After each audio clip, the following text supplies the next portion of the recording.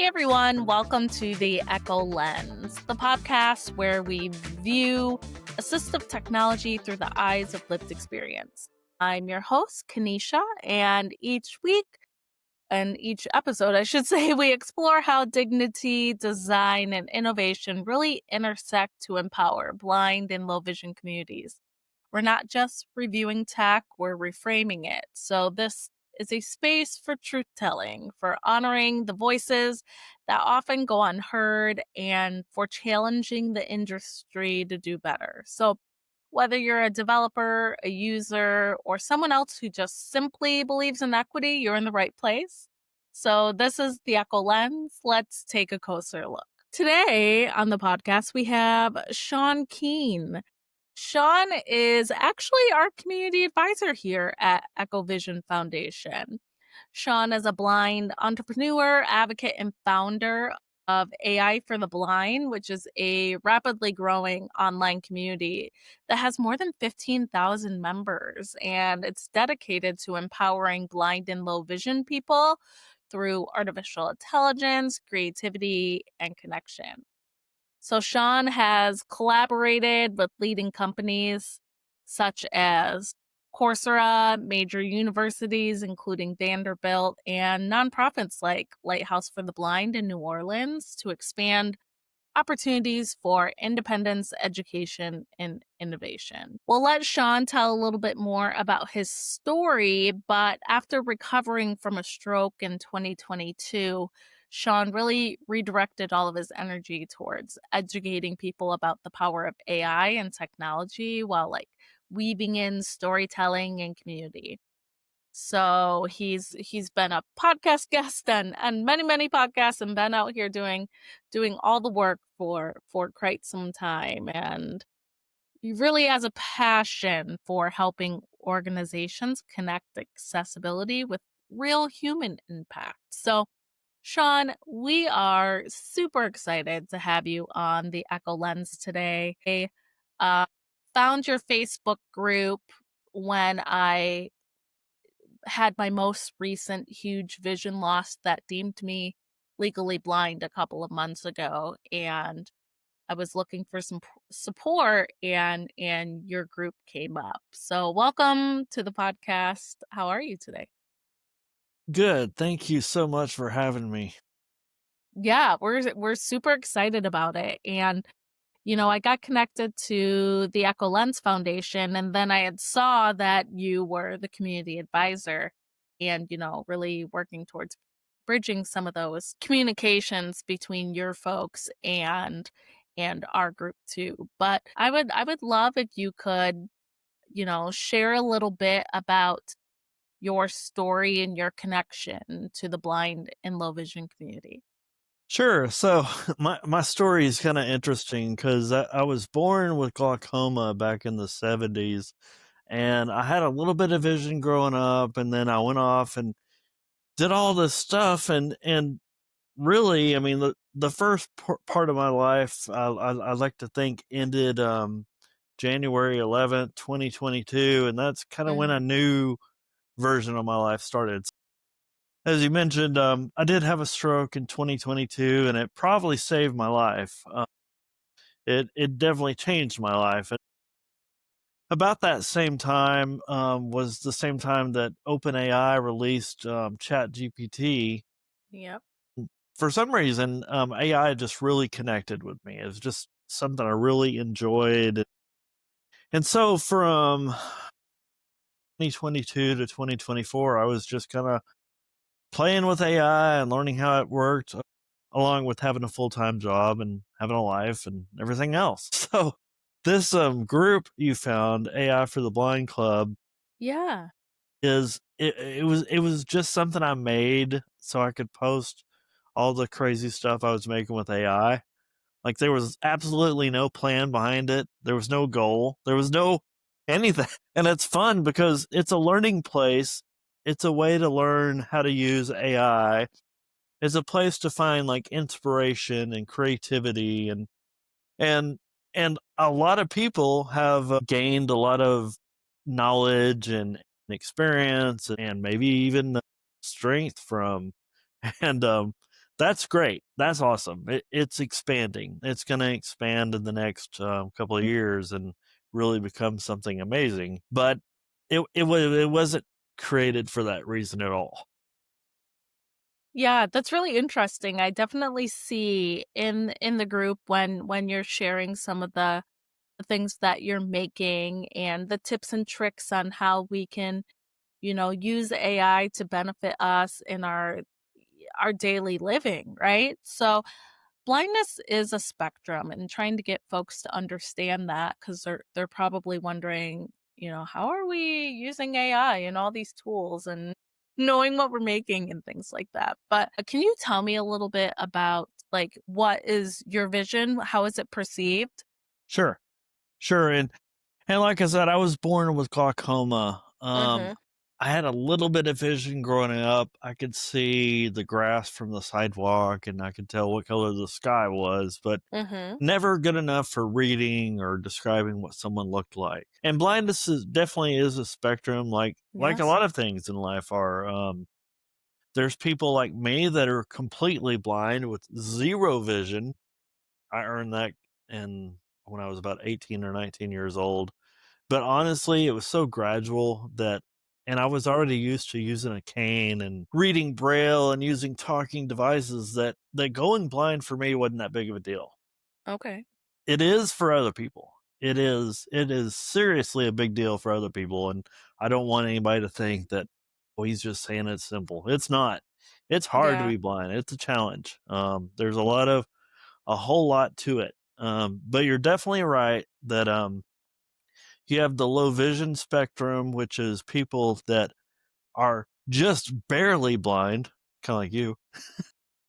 And, and then you have people as it progresses to a Mhm. point where they have zero vision. Mhm. Yeah, mine's on a good day, like 20 over 250 or 20 over 300 visual acuity, depending on how my day is. That's a challenge. That's really Yeah. hard. Low vision folks really have a hard time with vision loss because you're right there in between, and people think, "Oh, she can see," and you're like, Nope. "Not really." During the day, it's a little easier. At night, nothing. Yeah, yeah, exactly. Yeah, so and it depends on the day, right? I have good days and I have bad days, so it just depends. But yeah, just to that newly legally blind cusp of now trying to use some of this technology that you're talking about to learn. So I'd love to know a little bit about what type of assistive technology that you use and to get through your day on a regular basis. Yeah, yeah, great. That's great. So I use mostly talking devices. Right Okay. now, I'm using a Windows laptop, and it has software on it that's called JAWS.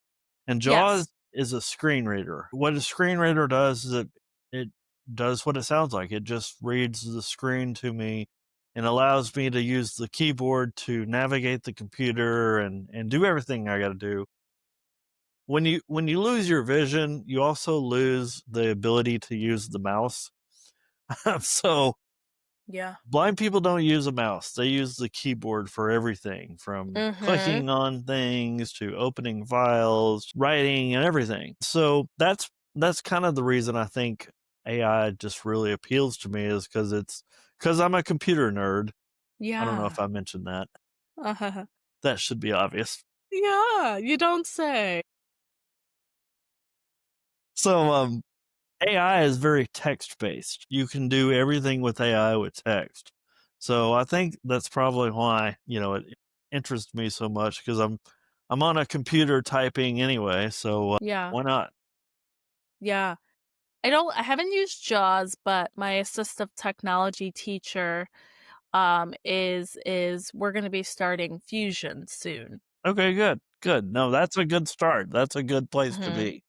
Yeah, so Fusion, for those out there who don't know, is similar to what Shawn just described under JAWS, but and also it has magnification for those like me who can make still see things if they're extremely large Right. and zoomed in. So some Contrast.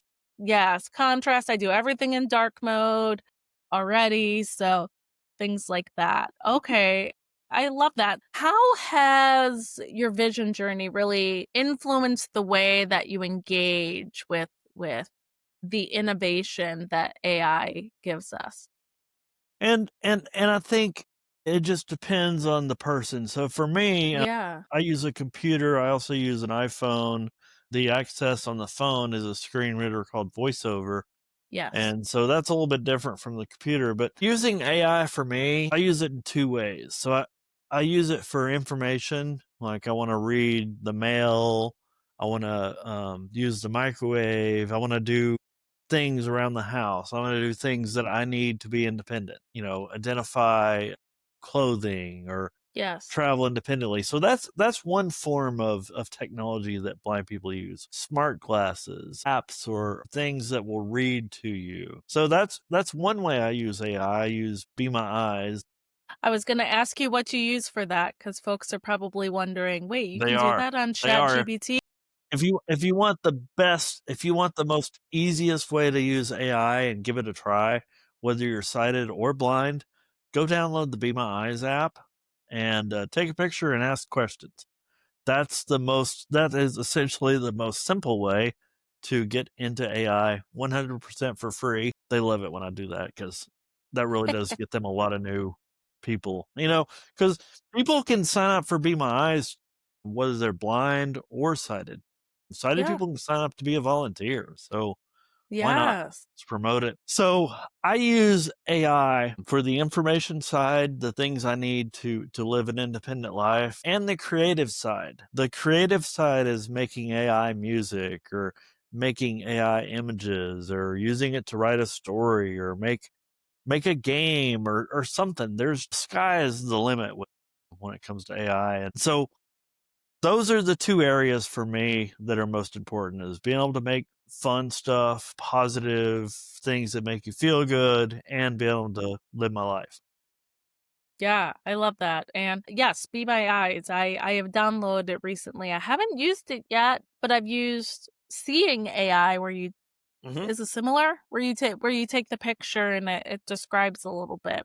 It You is. know, it's a lot of information out there, so I'm taking it in lightly to try to learn because it can be a little overwhelming But yeah. when you go from having to not use it to have to use it. So, what do you think is one assistive technology tool besides AI that you really love?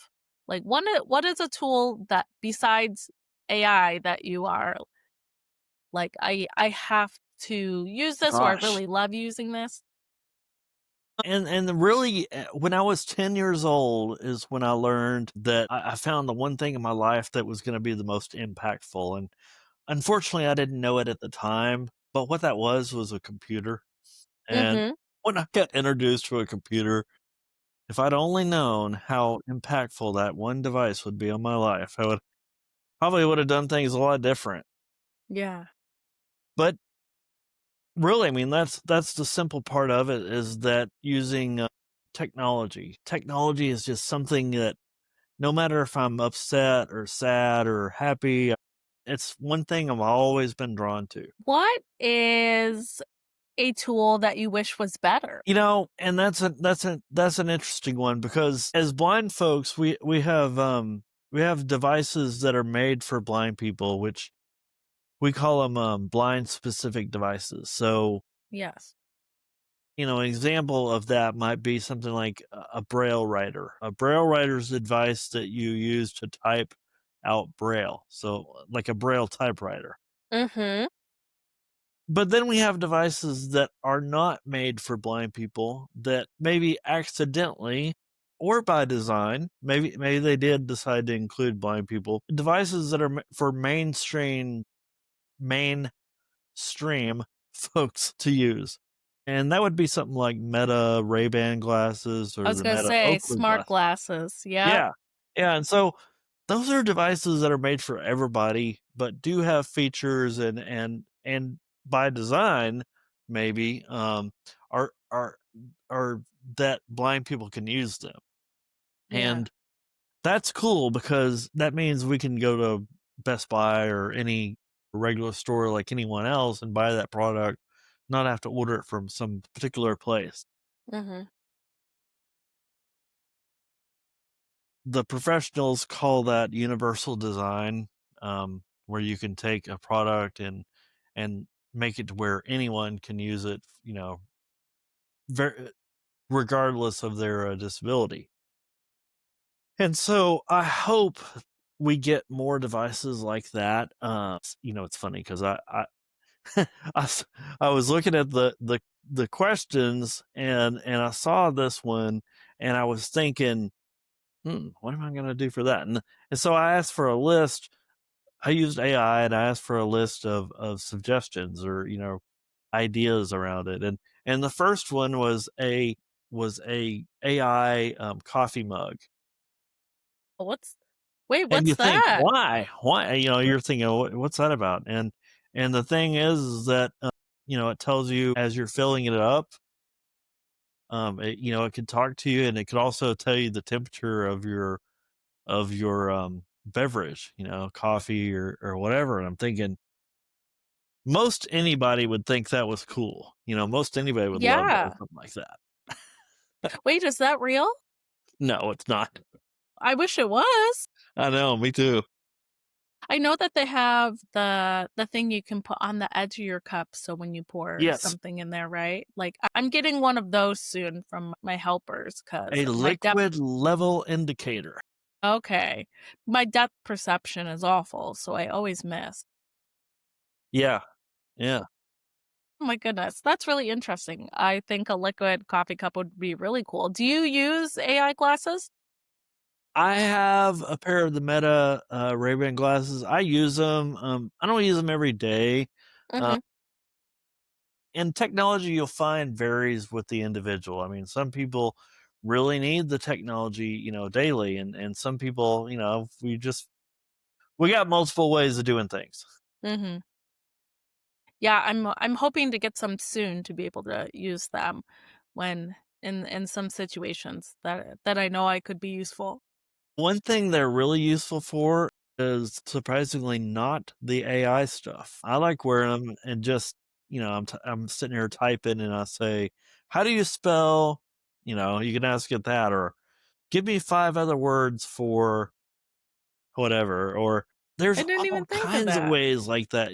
Or getting messages, like responding to messages on your phone. That's really Yeah. nice to use 'em.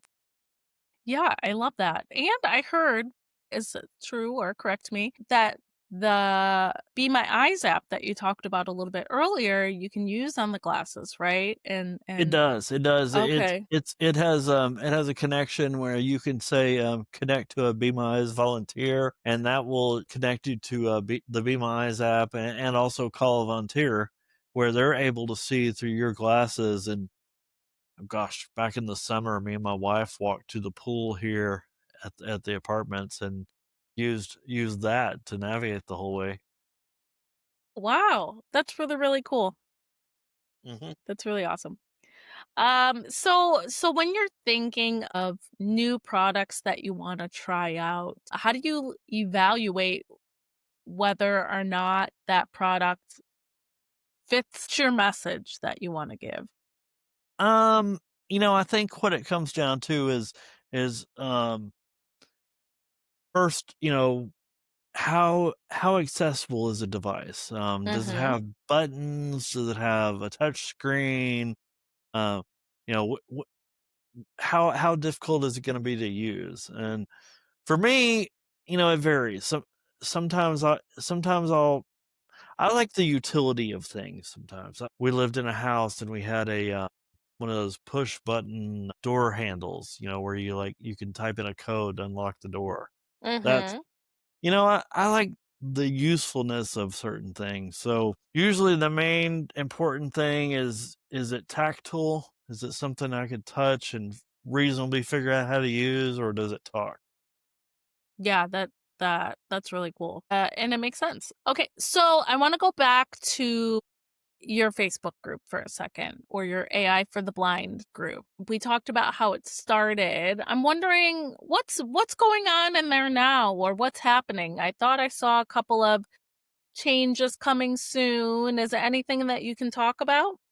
So AI for the Blind's getting a website, and that's something that we've been working on for a little while. It's aiftb.com, and the idea is to move off of Facebook and have our own dedicated website that's Mm-hmm. going to be like a learning place, a educational space to come and join and learn how to use AI, not just the informational side, but the creative side, how to make things with AI, how to be adventurous. And so that's something we're working on. In fact, we're having a meeting about that tomorrow.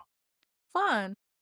It's going to be a fully like inclusive like a full like almost like a full service kind of experience where there's going to be educational, there will be social, there'll be all kinds of good friends.